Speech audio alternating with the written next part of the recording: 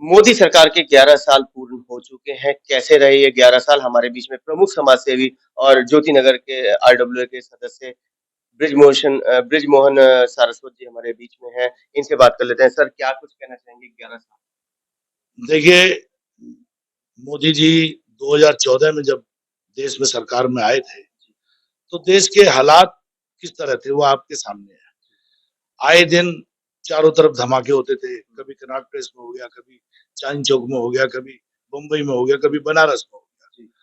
सबसे पहली उपलब्धि तो है कि अगर जान रहेगी तो जहान है। बिल्कुल ठीक है। सुरक्षा की दृष्टि से आज देश में कहीं किसी कोने पे कोई धमाका नहीं होता है।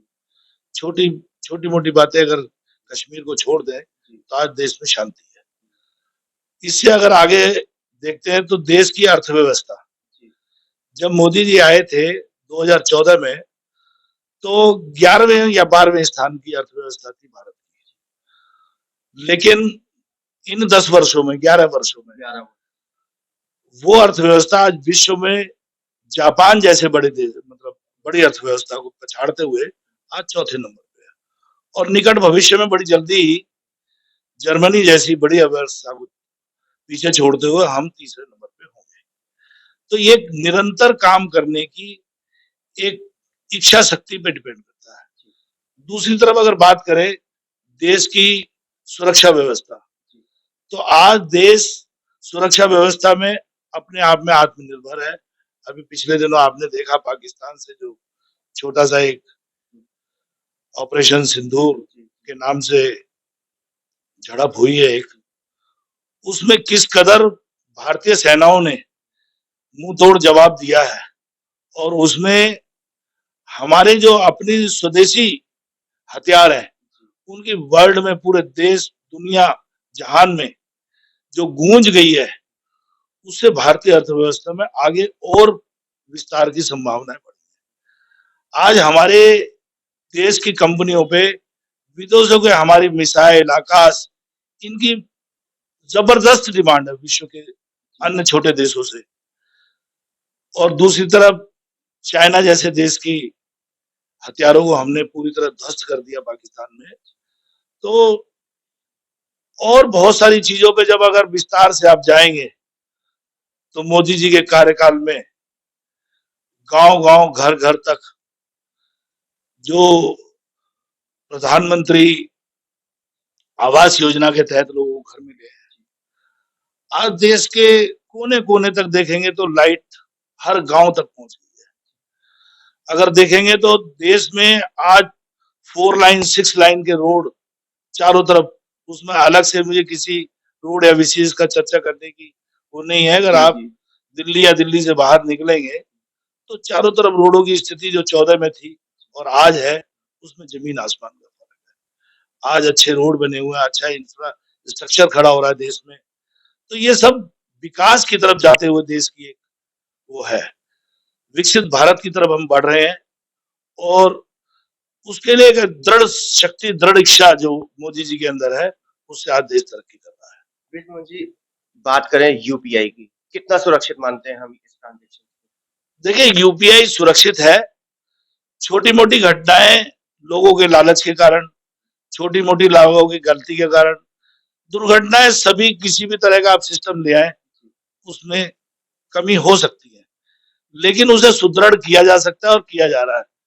यूपीआई विश्व में आज हम सबसे ज्यादा इस्तेमाल करने वाले देश है, जो अपने आप को विकसित राष्ट्र बताते हैं। कितना सुरक्षित मान रहे हैं हैकर्स को नजरिए से? नहीं, हैकर्स एक अलग विषय है।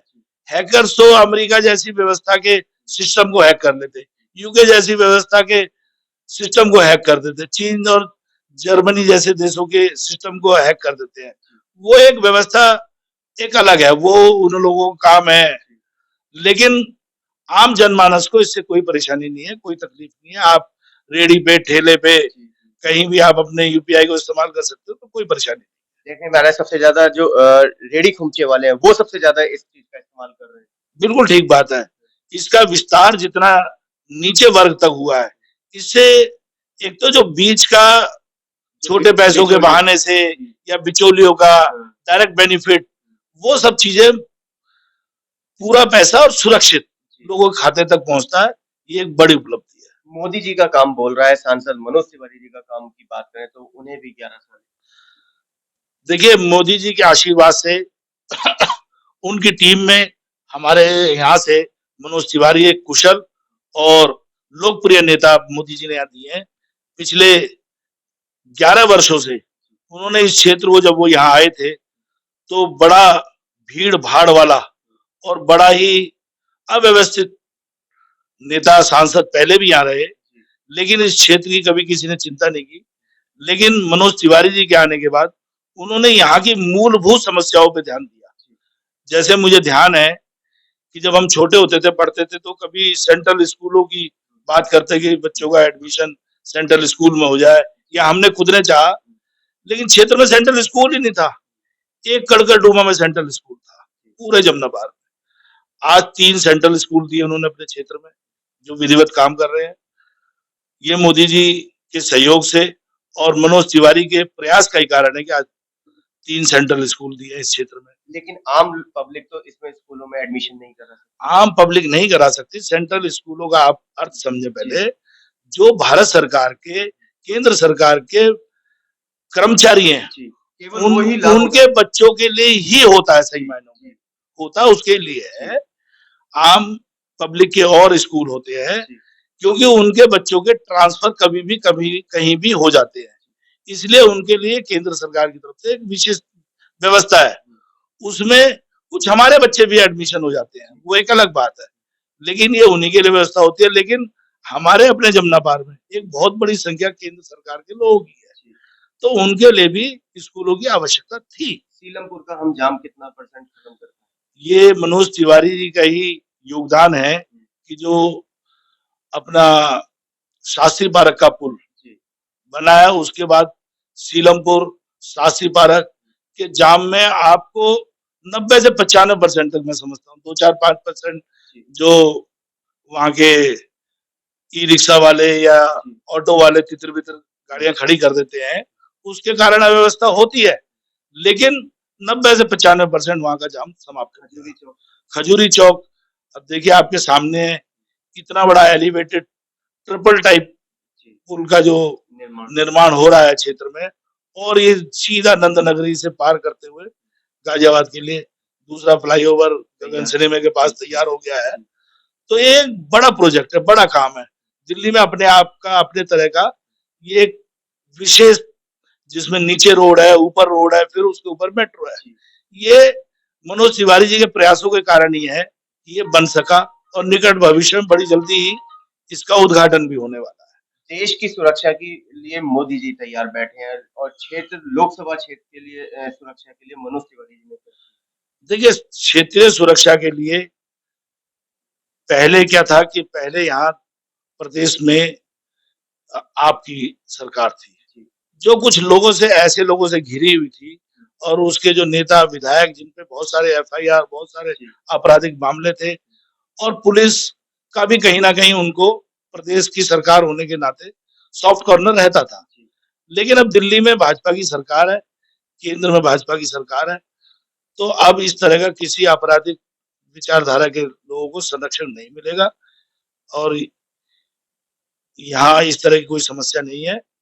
और अगर मनोज जी के और कामों की चर्चा करें तो सिवौली हाल्ट, यहाँ जो अभी सिवौली हाल्ट बनाया है, ये मनोज तिवारी जी के प्रयासों की देन है। कांग्रेस कहती है कि हमारी देन नहीं, कांग्रेस तो पिछले 15 साल 20 साल से यहाँ थी नहीं, तो कब क्या बना गई, सपने में अगर कर गई तो मैं नहीं कह सकता।